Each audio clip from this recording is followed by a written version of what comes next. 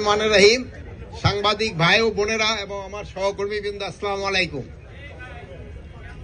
তা আপনারা তো আমার আগে এখানে চলে আসছেন, আপনারা আমাদের অ্যারেঞ্জমেন্ট দেখছেন। এখানে প্রায় ৩৫,০০০ মুসল্লি এখানে ঈদের জামাতে শরীক হন। এখানে অনেক গুণীজন আসেন এবং অনেক গণ্যমান্য ব্যক্তি আসেন। তাদের নিরাপত্তার জন্য আমাদের যত ধরনের ব্যবস্থা নেওয়ার কথা আমরা সব ধরনের ব্যবস্থাই নিয়েছি। এখানে যেন সবাই ভালোভাবে ঈদের নামাজটা পড়তে পারে, এই জন্য ধরেন যে তাদের অজুর ব্যবস্থা করা হয়েছে, কারো যদি কোনো পানি ঠানি খাওয়ারও ব্যবস্থা করা হয়েছে, সব কিছুর এখানে ব্যবস্থা আছে।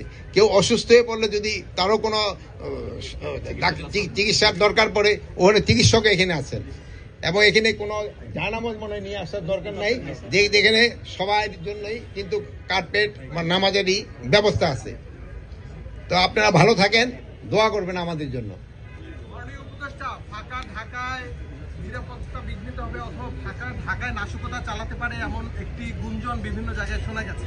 এ বিষয়ে আপনাদের নিরাপত্তা ব্যবস্থা? শোনেন, গুঞ্জন সবসময় গুঞ্জনই থাকে। আমাদের নিরাপত্তার কোনো অভাব নাই এবং কোনো নাশকতা হওয়ার কোনো আশঙ্কা নেই।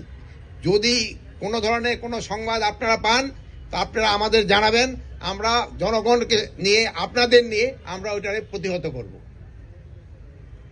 মাননীয় উপদেষ্টা, আমরা দেখেছি যে একটা তথ্য গুজব ছড়িয়েছে যে কলকাতায় ইফতার পার্টিতে একটি দল আওয়ামী লীগের নাম উল্লেখ করেছে যে তারা নাশকতার পরিকল্পনা করেছে সেই ইফতার পার্টি থেকে আওয়ামী লীগের বিভিন্ন সদস্যরা।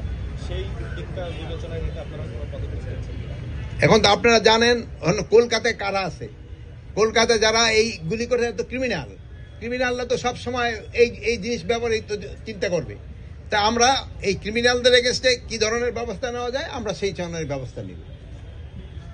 আপনারা সবাই ভালো থাকেন, দোয়া করবেন। আল্লাহ হাফেজ। আপনার জন্য ঈদের শুভেচ্ছা এবং অগ্রিম ঈদ মোবারক।